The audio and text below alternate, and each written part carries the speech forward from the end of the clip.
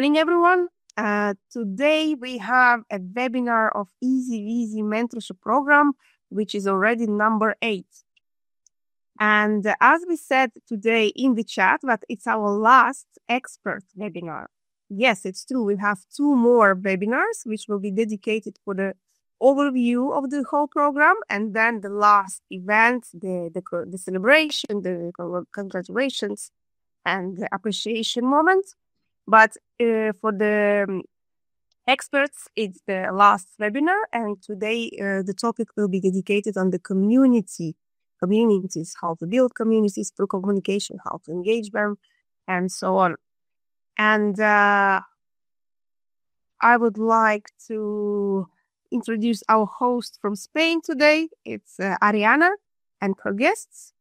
So please, the stage is yours. Thank you, Anna. Yes, today we're going to talk about community building. We're going to talk about how to do it online, how to do it face-to-face, and then we will have a guest that is going to share a little bit about program experience. So Eva is going to start, and she's going to talk to us about community building online. Hi, everyone. I hope you can see my screen. It's really great to be here with all of you again. Thank you for joining this session. I know all of you have busy schedules, so I really appreciate that you are here and ready to share ideas and experience. So, why are we talking about community today? Because in the NGO world, building a community isn't just something extra or nice to have. It's actually to the heart of what we do. So whether you are working with volunteers, local partners, staff across different countries, or supporters on social media, community is what keep us connected, motivated, and moving forward. So we don't just want people to follow us online. We want them to feel part of something, to participate, to support each other, and to stay with us over time. And for that, we need more than content or numbers. We need connection. So today we will look at how to build and manage online communities in a real, human, and practical way, and how we can use tools like social media, not just to inform, but to involve. Okay? So maybe some of you meet me. So I'm gonna pass this slide. And what we will cover today, all right, before we begin, let me give you a quick overview of what we are going to cover today. We will start by looking at what it actually means to build and manage online community. And we will look at some real platforms and tools that NGOs like ours are already using. And then we will move on to the second part, where we will talk about how to use social media to connect with people who share your mission, not just to grow followers, but to build real relationships. That is where the magic really happens. Along the way, I will be sharing some examples, a few common mistakes we all make, and some best practice that are easy to apply, even with limited time and resources. Okay, and just like in the last webinar, I also ask you a few questions so we can hear from you too. So feel free to use the chat or unmute your mic if you would like to share. Okay, your experience matters. So, and also at the end, we will wrap you with a small task or challenge you can try in the next few days. Okay, something very simple but useful to start applying that we talk about today. So let's get into. Okay, the first part, how to build and manage online communities. Okay. So before we talk about how to build community, let's make sure we are all on the same page about what we mean by online community. An online community is more than just a mailing list or a group chat. It is a space, usually digital, where people come together because they share something, an interest, a case, a set of values, or a common goal. In our NGO context, this could look like different things, depending on your audience and your goals, okay? That could be a Facebook group for volunteers who can help with events, no? For example, you can post something like, "Hi, everyone, we need ski volunteers for Saturdays, no? For cleanup or whatever, no? Who's available?" You can also share photos after the event or do little shoutouts like thanks to Maria and Luis for the amazing coordinator last weekend. Okay. WhatsApp group for local coordinators in different towns, for example, no? Reminder, please confirm if your local team have received the poster. Also, don't forget our check-in call this Thursday at 10 a.m. The key is to be simple, short, direct, and a great space for quick problem solving. Okay. A LinkedIn group for your organizations or former staff. For example, you can post, we are launching a new mentorship program, no? Would any of you be interested in guiding new volunteers or interested with this summer? LinkedIn is great for more professional updates, okay? Training opportunities, networking, okay? A Discord server, it could be a online community. If you work with Yao, or what something more interactive, you can launch a challenge or you can ask for videos explaining why they join the project. The most creative one gets, I don't know, a special gift. Discord lets you create different rooms or channels. It's fun, flexible, and can make people feel very, very connected. And the last one, a mailing list, no? But you can focus in this online community at the first time. Okay, I want to pause for a moment on this idea because I think it's really powerful. You can see in this chart from HubSpot that the top reason people actively participate in online communities isn't to get information, is to feel connected, to belong, to share with others who care about the same things. And that brings us back to this key idea that it's the goal is not just to share information, but to build connection and belonging. People don't join communities for content, and also content, but they join for people. And that's so true, especially in our work in NGOs, where what we do is often emotional or human and deeply rooted in shared values. So yes, content is important, but connection is what keeps people coming back. Okay?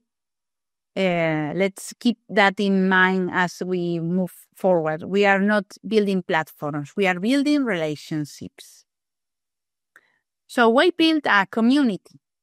So now that we know that what an online community is, let's talk about why it really matters. In this slide, you can see a few key reasons why community building is a powerful tool for NGOs. And I would love to walk through each one with you, because I am sure you have felt some of this in your own experience. First, it helps people feel part of something bigger. When someone joins a WhatsApp group or comments in a Facebook group, they are not just receiving information, they are participating. They feel like they belong. Okay. Second, it increases engagement and motivation. Let's be honest. When people feel connected to others, they show up more, they stay longer, they can more, they care more. Even just a simple message like welcome to the group or what inspired you to join can make a huge difference in how someone feels. Third, it builds loyalty and trust. Communities are not just about being efficient. They are about relationship, remember. And relationships over time create trust. That is when people go from passive followers to real supporters or collaborators. And fourth, it creates peer-to-peer support. And this is amazing because it takes pressure off you. When your community become active, members start helping each other, answering questions, sharing resources, solving problems. You don't have to do everything. And finally, a strong community amplifies your impact. Your crowd becomes your voice. They share your content, bring in new people, and help carry your mission further than you could do alone. So you can see and question. Let me ask you about that. No, feel free to respond in the chat or unmute. Does your organization already have some kind of online community? What platform are you using? And is it working or not working? Is it active? Who manages it? You can answer in the chat. Okay. Even if it is just a group of 10 people, okay, that is already a community. And if it is not working well, no worries. That is why we are here today, okay? We have an online community of NGO leaders, project managers, 2,300 people. People manage it, okay? It's a huge community. Okay, great. Okay, let's go for the next step. Okay, we have Maya said we have a WhatsApp group. It is active. It starts to grow and more active lately. Okay, WhatsApp is a very good online community to maintain the connection with the group. Thank you. All right, let's talk about where these communities actually live. There are a lot of platforms out there. But the truth is you don't need to be everywhere, okay? You just need to be where your people already are. Let's go through some of the most commonly used platforms in the NGO world. As we already see, the WhatsApp world is win already. WhatsApp community, where we share the news and info of the mentoring program. Ariana said, thank you, Ariana. Okay, but we have other platforms that you see in this slide, no? And I will share a few notes on what works best for each. Facebook group is still one of the strongest tools for creating a sense of community.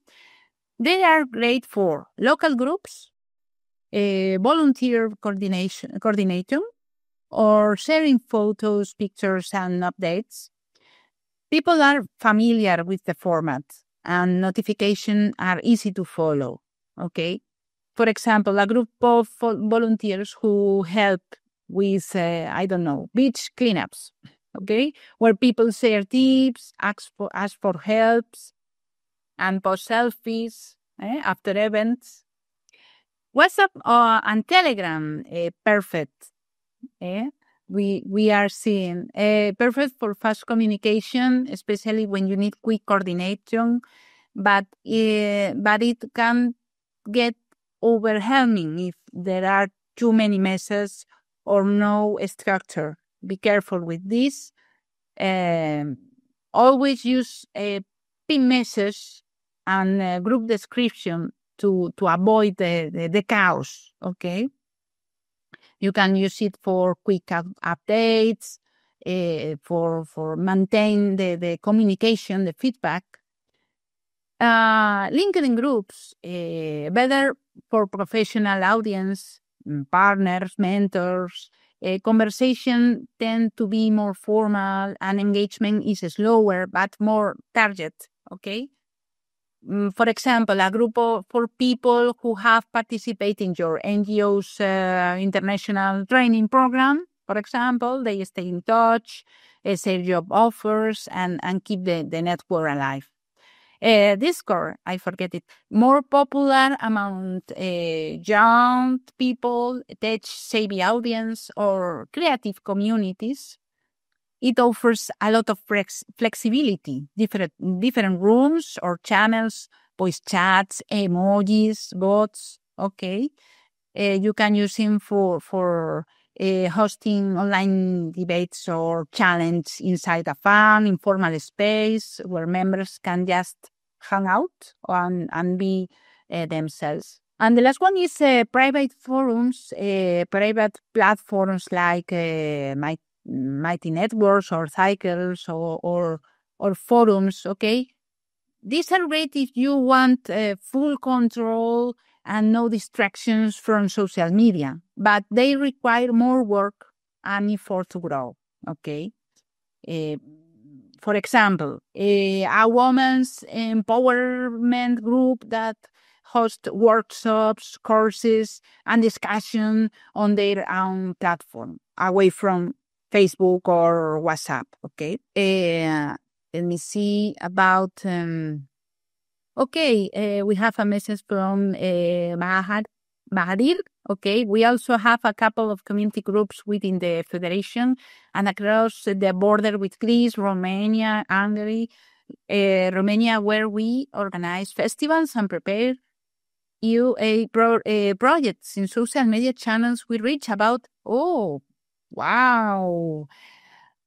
a lot of people. Our website is active. Okay, thank you for the link. Thank you, Bahadir. A huge community here. Remember, the most important here is that the best platform is the one your community already feels comfortable using. Okay, don't pick the tool first and hope people will come. Okay, find out where they already are and build from there. Okay. Okay, and you have the tip. Don't start a group just to broadcast information. Start it to connect people to each other. Okay, you have a Next one, how to keep your community alive.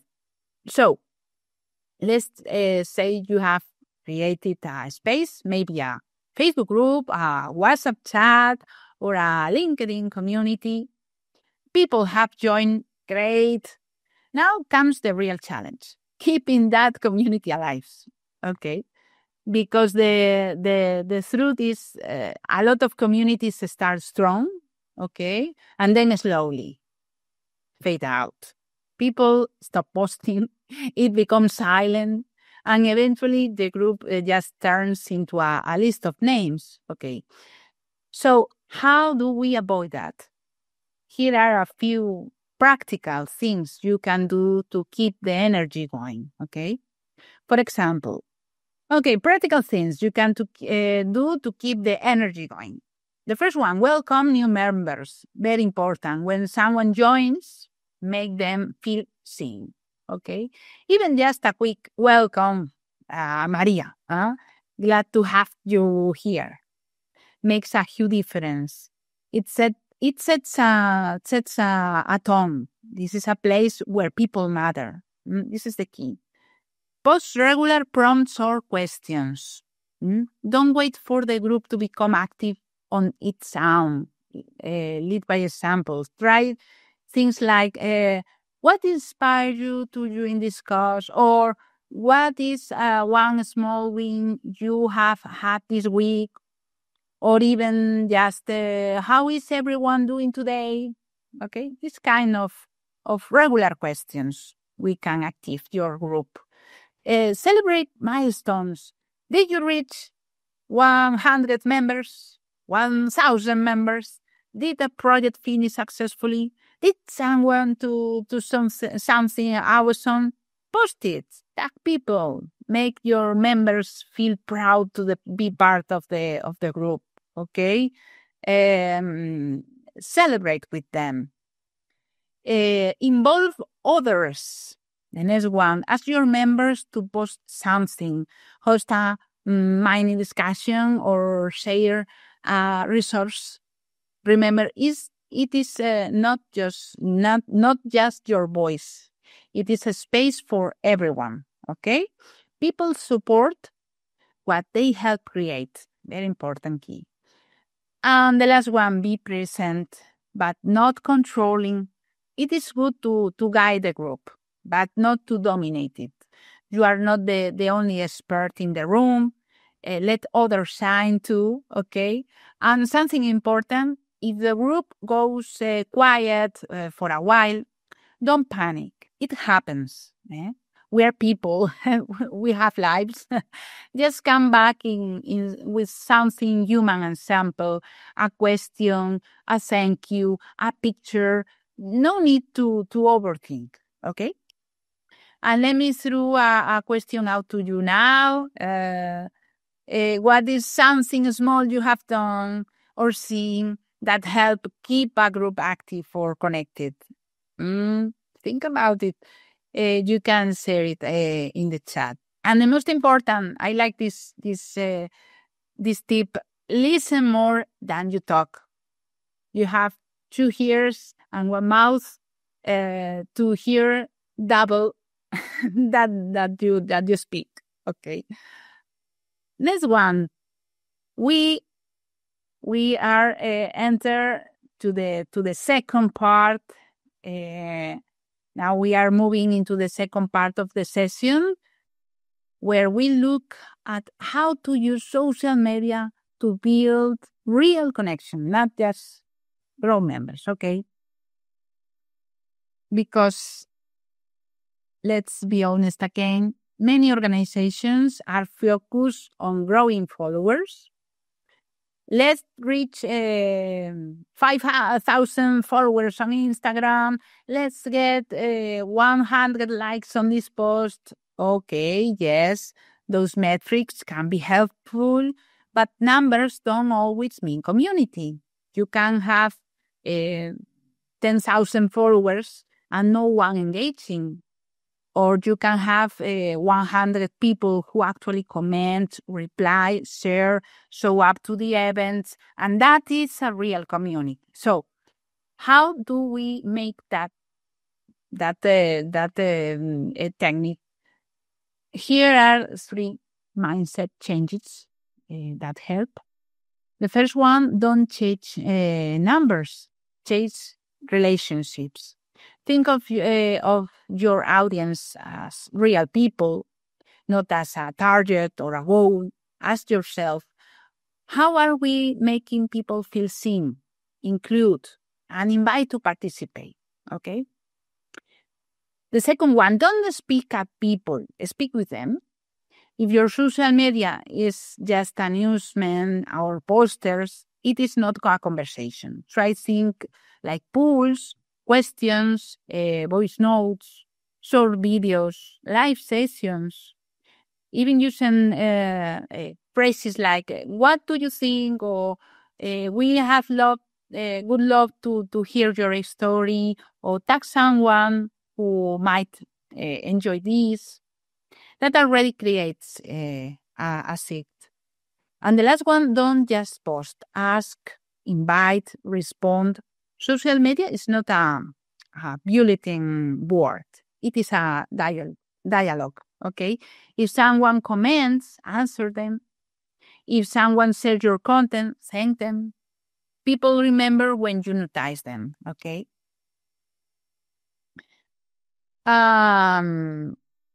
Okay, a question for you. What is one thing you would like to do in our next community event?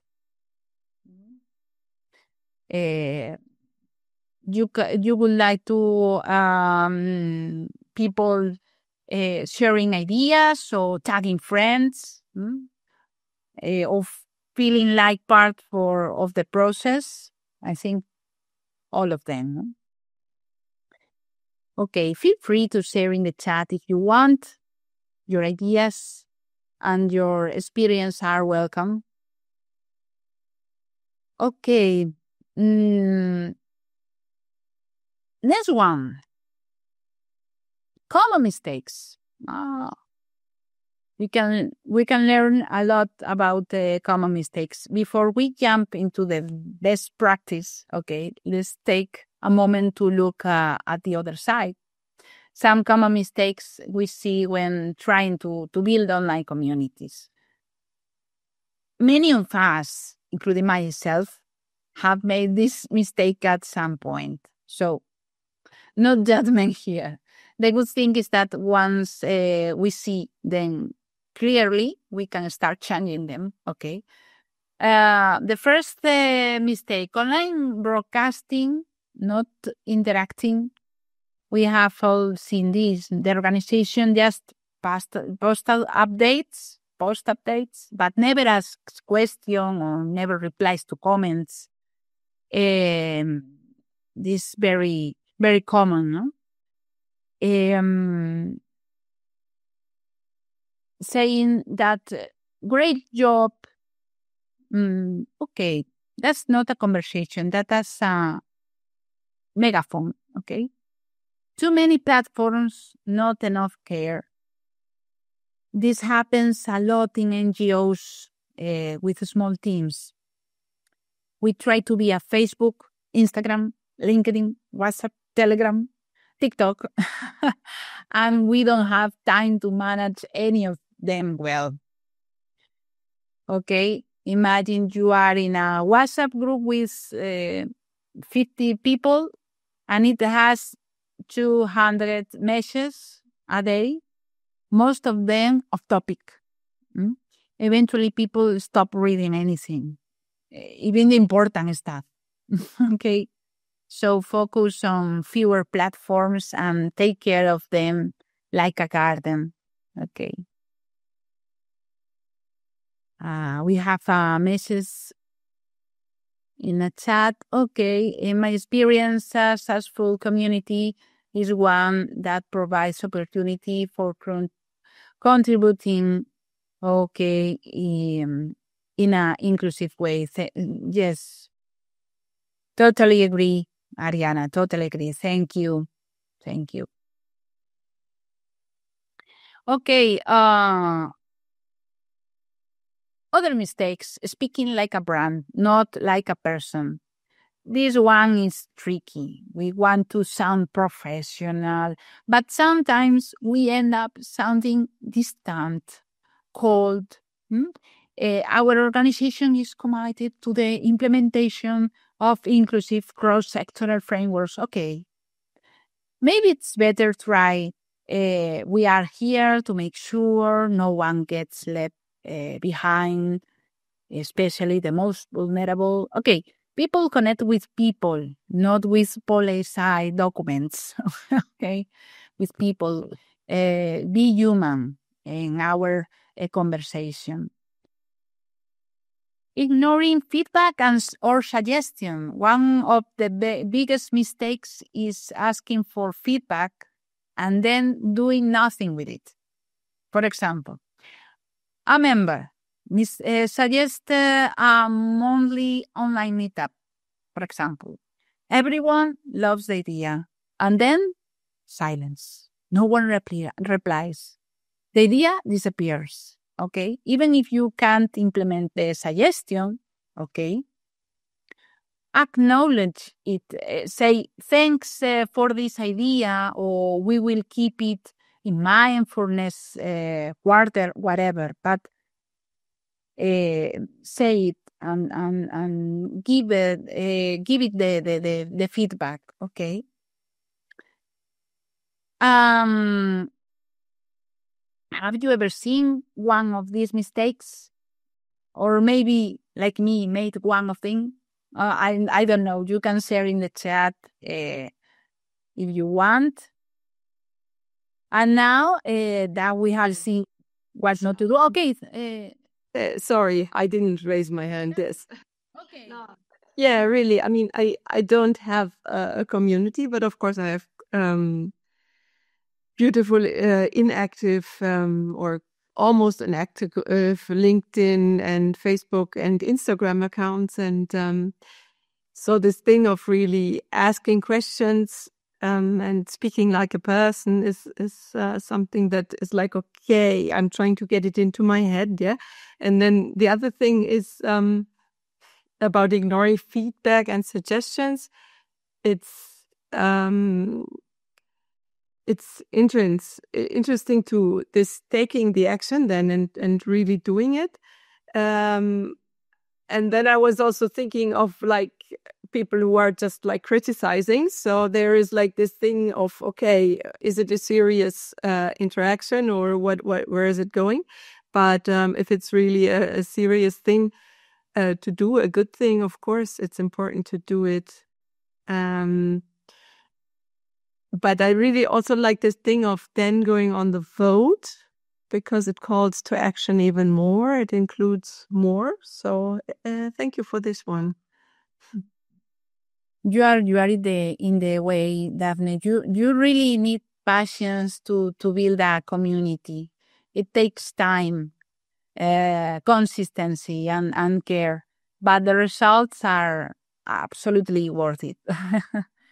So, thank you. So the next one is about best practice for engagement. Okay. Let's talk about it. Now that we have seen what often goes wrong, okay, focus on what actually works when we want to build real engagement with our communities. These are some of the best practice I have seen in action.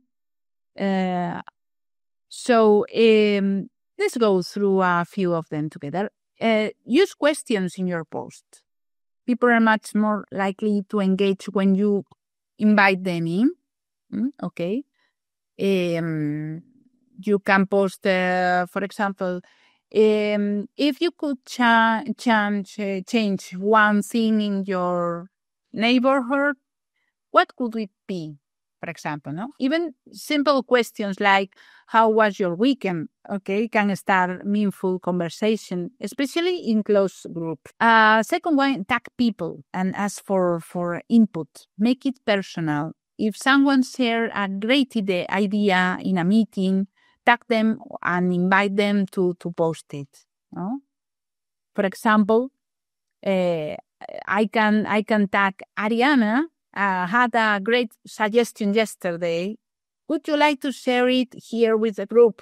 Okay, this makes people feel seen and valued, and helps others feel invited to speak up too. Okay, share behind the scenes content. Let people see the process, not just the police result. Okay, the polite result. A short video of your preparing an event, for example, or a picture of the team, no, setting up chairs before a workshop, whatever. It doesn't have to be perfect. In fact, the more real, the better. People connect with authenticity. Okay. Be human. You don't need to sound like a press release. Use emojis, ask questions, and a little humor if it fits your style. We survived Monday, an emoji with the "Phew." That kind of tone creates warmth and approachability, especially important in volunteer and grassroots space. And the last one, highlight community members.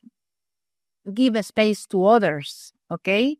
These small moments of recognition build a sense of belonging and inspire others to step up. Okay. What do you think made it engaging? Are you connect with this best practice? Okay. And what about tools? Building community is beautiful, but it also takes time and energy. Are you agree with me? And most of us in NGOs are doing 1,000 things at once, right? That's why I want to finish this section by sharing a few simple tools that can make your life easier when managing communities. You don't need to use all of them. Just pick the ones that fit you reason and your audience. Okay, let's take a quick tour. Canva, I suppose you know it. If you need to create visual quickly, post flyers, stories, quotes, Canva is your best friend. I'm sorry, Ariana said sharing behind the essence moments were really well. Sometimes to show the hard work behind us, really, behind an activity and source of the effort of volunteers. And also provide some fun things. Totally agree. Okay. So you have Canva, no? Create a welcome graphic for new members or a fan. Did you know? Post about your cause, whatever. You have to escalate content, Metricool, Buffer, Hotsuite. They are escalating tools. You can prepare your post in advance and let the platform publish them automatically, okay? This saves a lot of time, especially if you are managing multiple accounts. And my tip always is try to plan a week of posts in one sitting, so you don't have to think about it every day. Okay, so you have a doc with your post, and it's very, very useful. Okay, Bahadir says that as an NGO, you have to have at least 2 members actively working on social media. Okay, it cannot be a side responsibility of the one of board members. Very time-consuming work, and you have to have dedicated follower every single day. Yes, and you have very huge community to manage. So yes, you need at least 2 members to work in the community actively. Thank you, Bahadir. So next to Google Forms or Microsoft Forms, whatever, great to collecting ideas, feedbacks, or just getting to know your community better.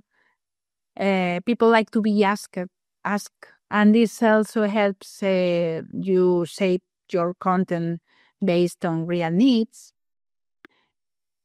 Trello or Notion, these are simple project management tools that can help you organize your communication calendar, content ideas, or community activities. that tools are perfect if you are working with a team or even just to stay on top of your own cows. And last one, Zoom or Jitsi, Google Meet for live session, check-ins, session for question and answers, or small online gatherings. These tools are essential. Don't wait to have 100 people. Even a call with 4 engaged members can have a big impact. So you don't have to be super techy or have a huge digital budget. Most of these tools have free versions, and what matters most is consistency and presence. So, for reflections, the last reflections together, before we move into the final task and other questions, I'd love to take a moment to reflect. We have talked about a lot, platforms, practice, mistakes, tools, but now I want to hear from you. And for your ideas and experience. Okay, what's one thing you could do this week to strengthen your online community? Which platform works best for your audience and why? Someone said WhatsApp, Facebook, okay. And what's one mistake you have made or seen in managing a community? Okay, you can take a minute to reflect, and if you feel like sharing one thing in the chat, go for it. This shared experience are valuable, and we can all learn from each other's.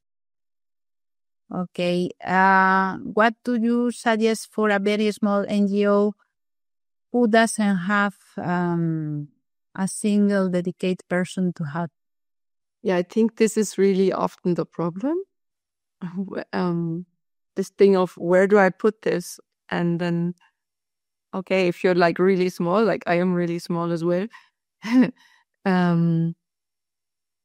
of course, I mean, yeah, also the choice, I'm looking at my ideas thing, the choice of media is of course has to go with the country, but it's really this thing also, anything you want to do, okay, half an hour a day, maybe an hour a day, I don't know, with all the other work. But then if you don't do that regularly, what I find, I mean, it's like, or I dedicate a whole day at it, but then I have to schedule that day. So, because, I mean, in the end, you can also, but there, I get it. Now I get it. Sorry, I'm like one of those people who need to talk to think about things. So, so the thing is, like, when you don't dedicate daily time, of course, then you can't respond to anything, and you can't, okay. Yeah, because you could schedule, of course, you could dedicate a day and schedule posts coming out for a month, whatever. But then the interactions aren't monitored. Okay, thank you for giving me that space. And think about in small actions. Maybe it's welcoming new members. You don't have to do very. You don't have to be extremely creative every time in every post. Posting a question or replying to someone's comment, just we have to be consistent. Is the key. And about platform. Sometimes we choose a platform because everyone else uses it, but it might not be the best one for our community. So it's worth asking, where do our people actually feel comfortable and engaged? Where are my people? The question is a great question, no? How much time should we spend on managing an online community each day? There is no one size fits all answer, but even 1 hour per day or maybe 20 minutes can make a difference. The key is quality, not quantity. Okay, perfect. Thank you for all the ideas and the conversation. So the last one, final thoughts in this webinar. You don't need a huge audience to make a big impact. You just need the right people connected in the right way. Sometimes we think we need thousands of followers, but actually the most powerful communities often start small, with 5-10 people who care deeply and feel connected. Those are the people who stay. Those are the people who show up, who bring others in, and how people help you grow sustainably and authentically. So take care of your growth, even if it's small. And the last one before we finish, I want to leave you with a small task, something simple and practical you can do in the next few days to apply what we have talked about today. Here's the challenge. Choose one platform that your organization uses. It could be Facebook, WhatsApp, Instagram, LinkedIn, whatever makes sense for your audience. Then prepare one simple message or post that helps build connection. It could be a question of your community, a short personal message or a story, behind the essence picture with a casual caption, or maybe a poll or a thank you message. The idea is not to be perfect. The idea is to start the conversation. Remember, the goal is not to inform. The goal is to invite, to connect. If you want, you can share your message with your team or even post it and see how people respond. And it goes well, repeat it.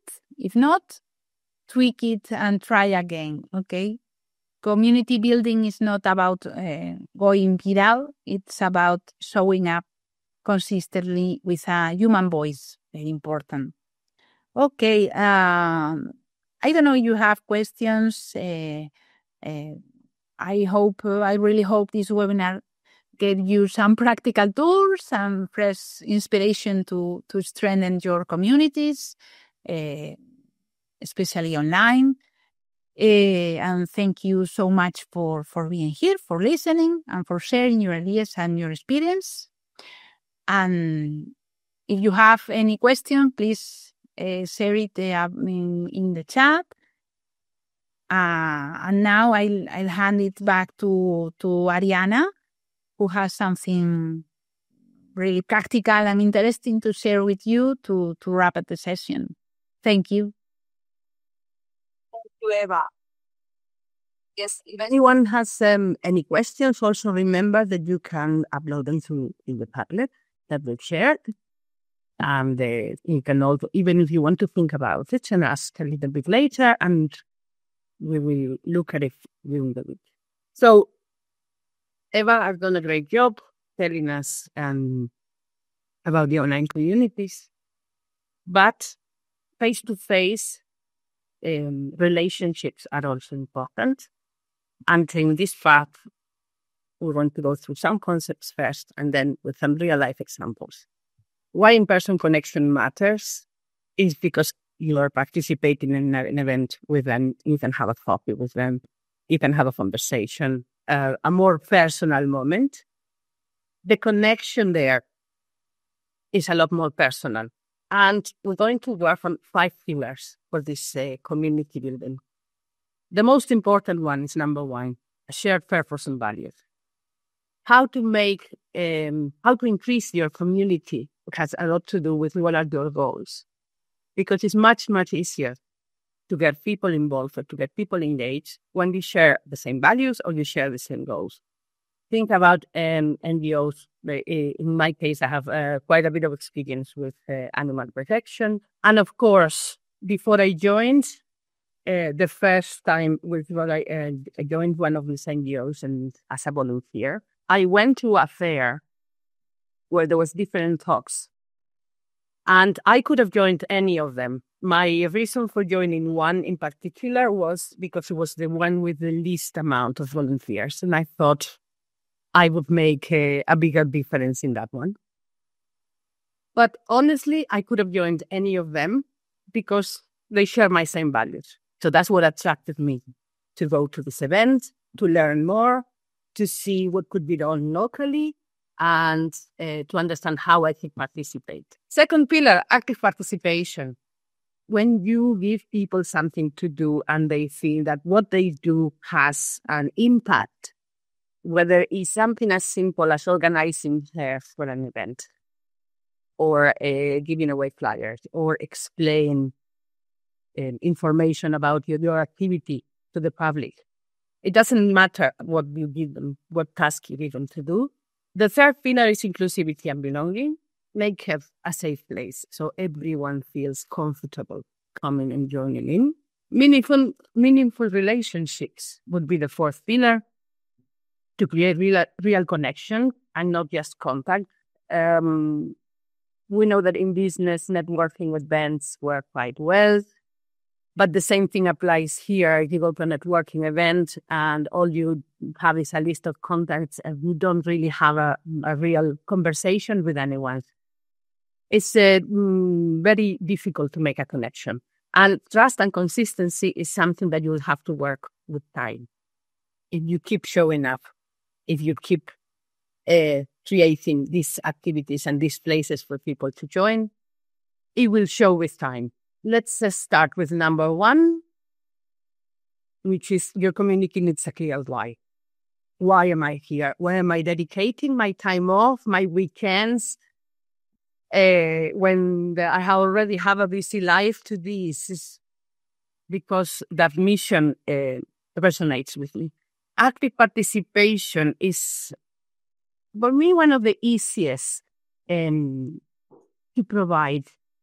All you need to do is create a space where your both volunteers, participants, the general public that comes, they have something to say about what to do next, how to do things. In my town, there's a youth center, and they had a problem with engaging youth. And one of the techniques they used was to actually get them involved in the signing activity. What do you want to do here? What do you want us to create? So they started an anime club, they started a cinema club, but they allowed for the youth, for the young people to come and participate in this planning. And of course, it's something that they're involved in from the beginning, and it's done to their taste according to their needs, and it makes them a lot more popular. Inclusivity and belonging is something that should be present in your NGO, and not just when it's time for an event. It should be a space where everybody can feel free to speak, to give an opinion, and yes, celebrate diversity. We live in a society that is more mixed every day, and we need to learn to live with each other. So it's always recommendable to be very tolerant and to allow space for differences. And meaningful relationships. I don't have the magic wand for this to happen. I don't think anyone does. But if you're honest in your intentions, if you explain exactly what you want to achieve and you explain how people can help you achieve it, sometimes I don't know. Give them options. You need to care. For example, if you're looking for sponsors, a relationship with a sponsor is built on trust. And if you show them what you have done, what your plans are, how you want them to get involved, how they can help. Sometimes what you want is not just fun. Sometimes you want them to help in a different way. I will show you in a little bit a real life example, which I love what they've done. And they have so much trust and reliability in the local community that they've come to a point where if they ask anyone, if they ask you to collaborate in anything, no one dares to say no, because it feels like an honor that they're asking, because they're doing something really good. They started really small, one-on-one conversations, even going to homes of people that were going to get involved and beneficiaries. And they're quite big now with thousands of active members, not just followers. They're active members that participate in every in-person activity that we create. And trust and consistency, it doesn't happen overnight. This is something that you should work on long-term, and it will happen naturally if you keep up with the work of your NGO, if you keep creating activities, if you keep involving people.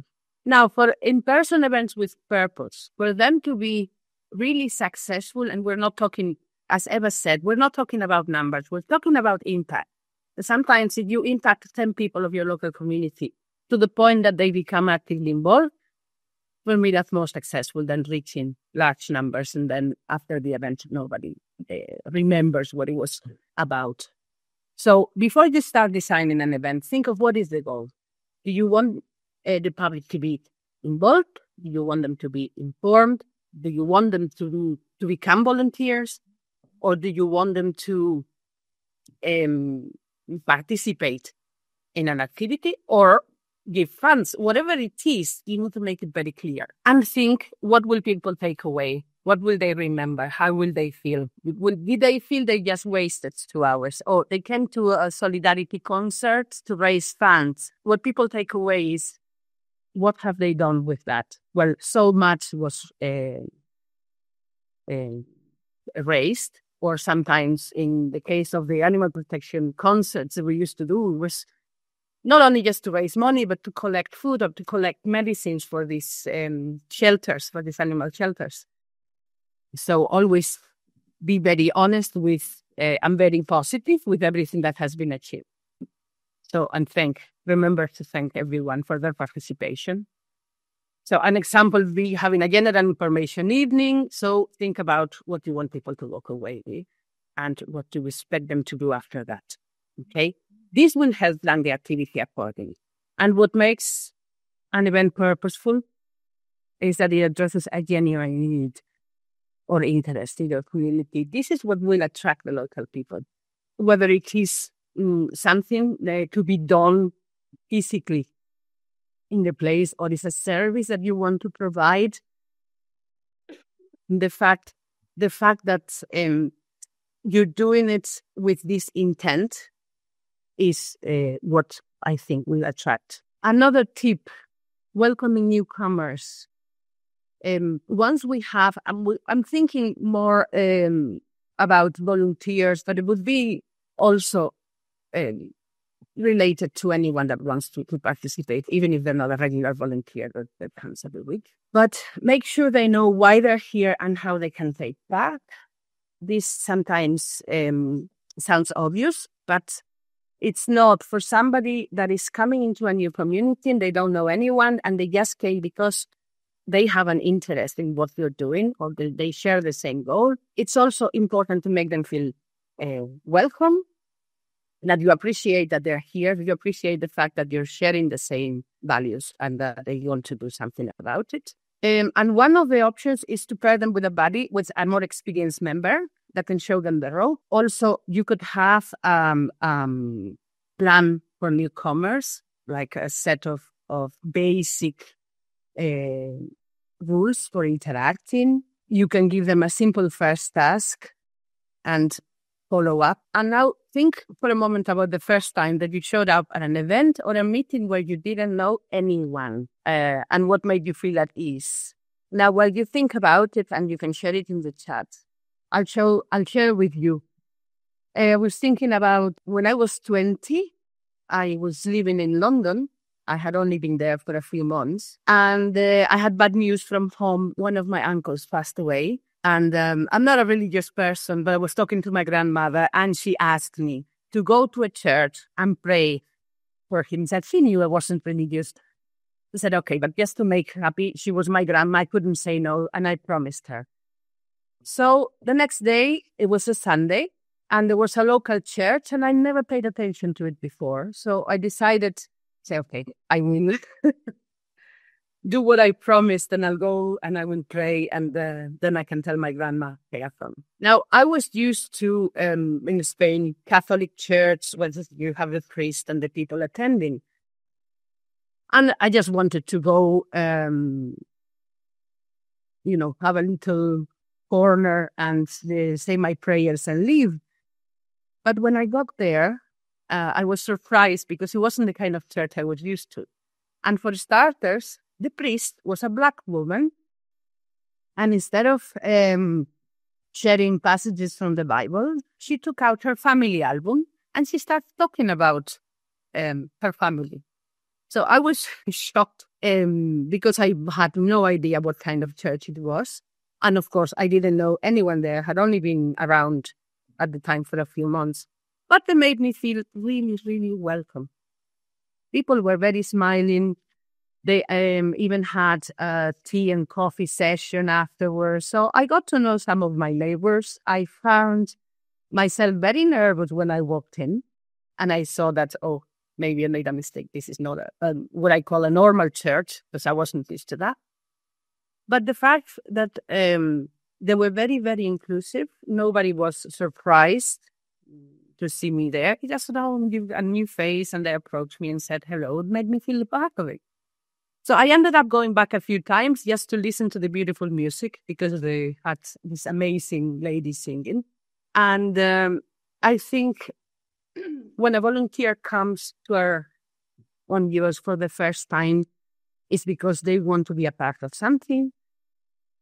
And the way that we welcome them will mean whether they're coming back or not. If they feel comfortable enough, if they feel included if they feel okay, they explain to me everything. I was introduced. I had somebody I could ask questions to, and it would make them feel a lot more, less nervous, I would say, less shy about being a part of this. Now, I want to talk to you about ADICAM as a real-life example. And I think it's the best example of how to do a community from nothing, how to build an NGO from nothing. ADICAM is a local NGO that started a support network for women diagnosed with breast cancer. Okay, this was the main goal. It was founded by a group of women that had been diagnosed with breast cancer. Tina Acuna was the soul of the NGO. She was diagnosed in 1999, and she realized after being sick for a little while that one of the main drawbacks of the illness wasn't the illness itself or the hard treatments that she had to go through, but the isolation that she felt in society. And how suddenly she just wasn't Fina anymore. She was Fina who has cancer. And it all affected her. It affected her social life. It made her feel very isolated. And she thought that no one should face illness alone, because it's already bad enough that you have cancer. On top of that, if people don't know how to talk to you, they don't know how to treat you, it makes you feel even worse. So what she did is she started talking to some of her friends first. Then she started going to the cultural center and having chats with different neighbors. And she decided to set up an organization that would help these patients, that would give them psychological support. It would give them activities to do, to be back, to feel part of a community. So this is what they did right. They focused on people. They went one by one. Sometimes they would even go and talk to some of the beneficiaries in their own homes to give them support. and to give them information and access to doctors. Because she realized when you get diagnosed and you get your doctor's appointment, sometimes you're in so much shock or you forget the important things that you want to ask. You don't really, maybe it's not the right moment. You need time to reflect and to think, what do I want to do? What kind of treatment do I want to receive? And how to go about my daily life when you have a life-changing illness. She focused on people and not on publicity. That came much, much later. They were present at fairs, at markets. They went to schools. They did talks and went to local events just to provide information, to say, we are here and we offer support. So if you know of any women in your neighborhood, in your family that might need this, and they will trust through visibility and action. And this takes a lot of energy, but they were there every week and every month visiting different areas. And they adapted services as the needs evolved. As they grew, they offer more. Nowadays, they offer support on suicide prevention. They offer support on to family members of people with multiple sclerosis, with other very serious illnesses. So this is the founder of ADICAM. She was the president of this NGO. Suddenly, she finally passed away in 2017 after having fought the illness for 18 years. But the thing is that what she created has become even bigger now. One of the first collaborations they did was with the local artists. Sorry for the quality of the second image, but it was very difficult to get it right. And this is Dora. Dora was a character created by a local writer that's a very successful. He writes these comic strips for the local newspaper, and he's very collaborative with this type of initiative. So he created Dora, and Dora had a few strips, comic strips, dedicated to this day. Then they organize activities like this is Luces de ADICAM, which is the lights of ADICAM, and what they wanted was to raise awareness on breast cancer and prevention. And they wanted to fill up the night with lights. So it was like a solidarity walk, but it was done at night. And it became very successful because think that this is an NGO from a small town that grew and now covers the whole province. So here we have some of the activities. The Fina Acuña Solidarity Walk, they named it after the founder. And it's huge because this involves people from the different neighboring towns walking together. Everybody's wearing, of course, their pink T-shirt. And they all joined up to where the head office of the NGO is in the center of Cangas. And they do this every year, and it becomes bigger every year. So it started with a few hundred people. It's now thousands participating. They also have collaborations with local sports clubs. And they insist on how important it is to have a healthy lifestyle, healthy relationships. Healthy means to have a social life and not just lock yourself at home when you're feeling. This is another collaboration. In this case, is with a sailing club, which they set up this project called Naveganta to take these patients sailing and learning how to sail, going around the beautiful coast. This is another event that they also created. And this was a concentration.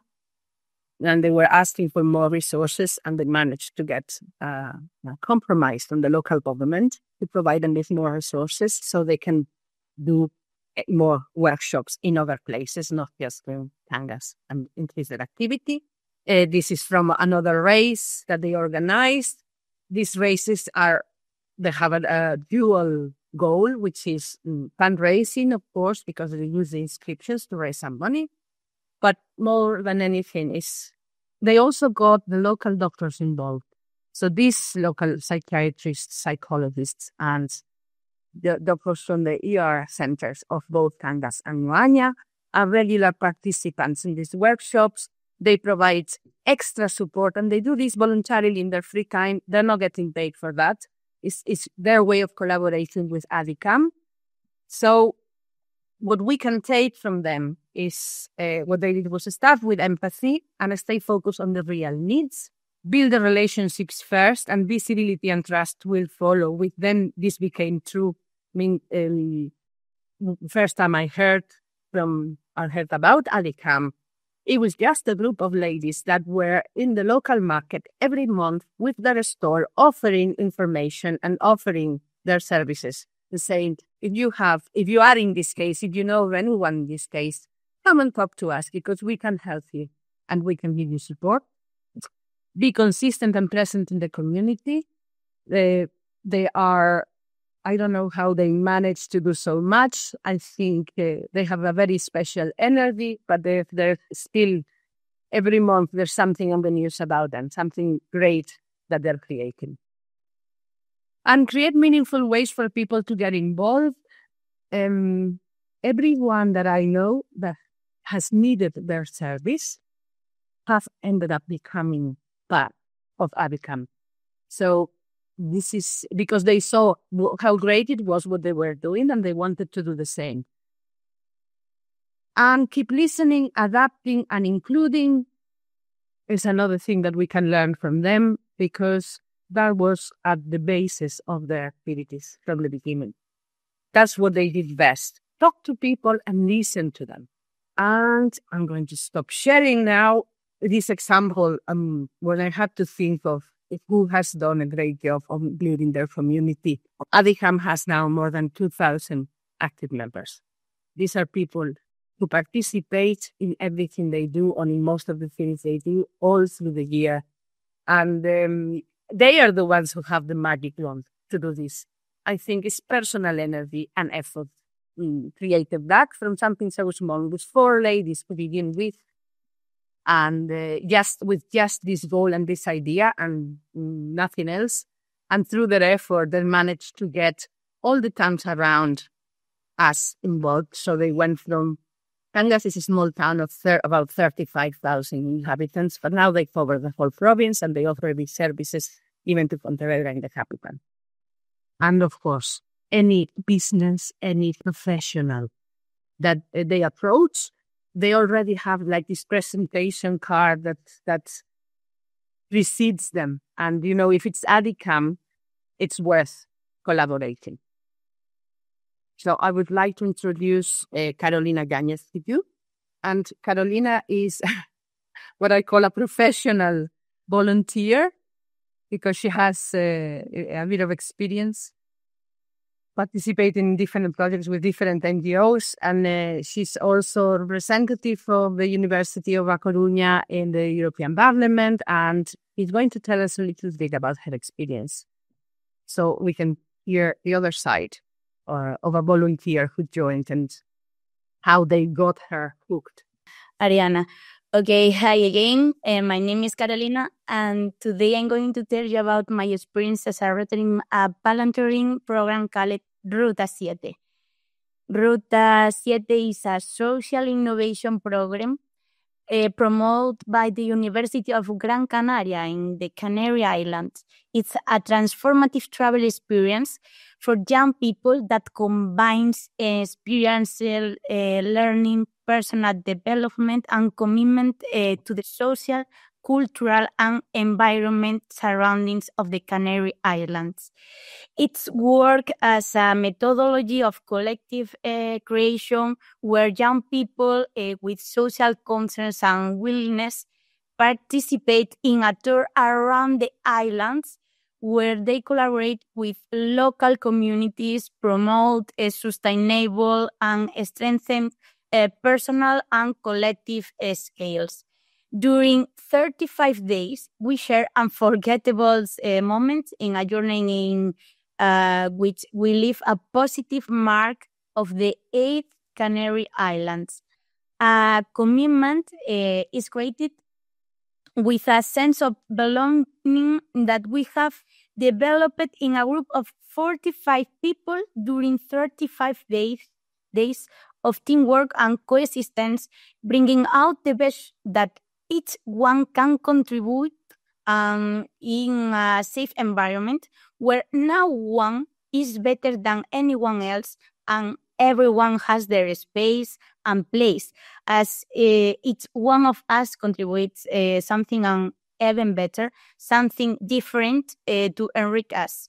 Every day, we build a great personal and emotional learning, which we see reinforcing in the group, encouraging active participation, social commitment, and youth leadership. With this, we also promote the development of key skills such as empathy, teamwork, communication, respect, and environment awareness. It also contributes to the development of a more critical and active connected youth. The close-knit community that is formed and the connection with nature make the experience and a space conducive to cultivating a deep sense of belonging and make each person feel valid, integrated. To participate, we go through a selection process. Interested young people must register through an open call. After this, they will be asked to complete several questionnaires with personal information. After that, we'll be asked to make a 1-minute personal video under the title Your 60 Seconds. The fourth step of the process includes new questionnaires focused on assessing how they could relate to different situations. This whole selection process is designed to identify motivation, aspirations, desire to learn, discover, share, and contribute to a better world. A key point, I think, is that we all wear the same T-shirt, so there is no distinction and no prejudice based on dress or appearance. The project is carried out between the months of July and August with a trip around the island, where voluntary activities, workshops, group dynamics, and social innovation challenges, among many other experiences, are developed. The aim is to maximize experiential learning, personal transformation, and community life. All this with a backpack, sleeping with a sack and on a mat, eating sitting on a tarpaulin, and washing clothes and Tupperware in basins. The program is free of charge for those select and is aimed at young people between 18 and 30 years old. It's an example of non-formal education and promotion of youth leadership. It is worth mentioning that before embarking on the adventure, we have a manual of good practices that is necessary to read in order to understand a little more about the project objectives. Over the years, the project has been improved in order to achieve the best format for the union and belonging to a community. Everything is planned and organized with roles changing so that everyone can have their own experience, from group leaders on each island to those in charge of materials, facilitators, group members attended on each island so that we can all be enriched by each other.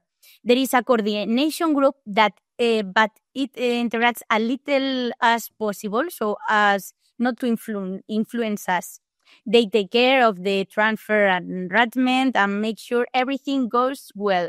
But we create the community among the rotors, and the coordination group also wears the same T-shirt as us, and they also follow the same methodology. They also have a manual of good practices, but for coordination. It's a voluntary environment, social and cultural. We give our own workshops of what everyone can contribute. We make our own food, like you can see there, for which we make a big purchase per island for 5 days. So we have to meet beforehand around 1 hour and think of 5-6 breakfasts, sandwiches, and dinners. Also considering that we have a small fridge with a bag of ice in it. We share unforgettable moments. All with a timetable starting at 6 in the morning and begins with an activation exercise at 10:30 when the lights go out. We can see the 7 fundamental values in the community: initiative, adventure, voluntary, community. I would like to say that 45 people do more in 1 hour than one person in 45 hours. As a result of this project, a group of 9 young people have created a project called Savia Azul. We can pass this. Okay. And Savia Azul, it's which is as environmental actions. And the project includes both coasts and mountains, and we do environmental actions where participation is free and open to everyone. We can pass then. Okay, another one. Yeah. The trust that is created as a result of the community and all that we have experienced is so strong that So Carolina, this is like a spin-off from the first project, right? Yeah. And the belonging is very strong. Thank you all. So I wanted to ask you, what helped you when you first arrived with a bunch of people that you have never seen before? What helped you the most? Oh, the positive mind that the group have. Yeah, this is the most important and open-minded, Pacific group. Because we want to check, we have our 5 pillars. So you would say sharing the same values. What you're telling me would identify with that one. Yeah, we share a lot of values that is the most important to this union in the group. And I like the fact that they let you a little bit independent to do your own communication. Yeah. It really works if the result is that of your own initiative, you start more activities and more projects with the same group of people. That's right. Because this feel of belonging as a result of the community is very strong. So we continue in this way. Thank you very much. But your photos are amazing, by the way. So what a nice activity. In my case, I'm going to put up 2 tasks. You can all choose from either the task from Eva's path or my tasks. I will share as well. You will receive them in the follow-up email, and I will also share them in the Padlet. And one of them would be think of an event that you will want to celebrate. Will be to plan a purposeful event and describe its purpose, who it's for, and what people would take away from it, just to give you a bit of reflection. See that. Okay. And the second one, task 1 would be to map your community pillars so that you reflect on how the organization is working on the shared purpose, active participation, inclusivity, community relationships, and trust. Out of all of them, trust is the one that will come with time. But active participation, inclusivity, and shared purpose is something you can start working on straight away. I'm sure you're already doing that. And now I know we went a little bit over the time. I don't know if you have any questions or if there's anything you want to comment. And if you want more time, then you can always have your questions later. I just wanted to quickly to say in the chat, I added 2 links. So one is the community I was telling about, the online community which we're running for 5 years now. And you can read about it if you feel like joining, please do. But that's not the point what I wanted to say. I wanted to say that for the community, we made one guide, let's say it. You also have a link here in the chat, and I added this guide in the folder of Webinar 8. So you can share, download it, use it, and so on. There's more than 100 examples, like what we heard now, how the organizations doing youth community building. So which activities help them to do that. And that has pictures, links, contacts of those organizations, and so on. So you can just use it and share it. We will be very happy because it took us 2 years to collect through our community all these things. Wow. That's a fantastic resource, Anna. Thank you. So we're going to leave it here for today. Don't forget, if you have any questions or if you want any help, you will have a chance of adding your questions to the Padlet. We'll review them and we'll come back to you later.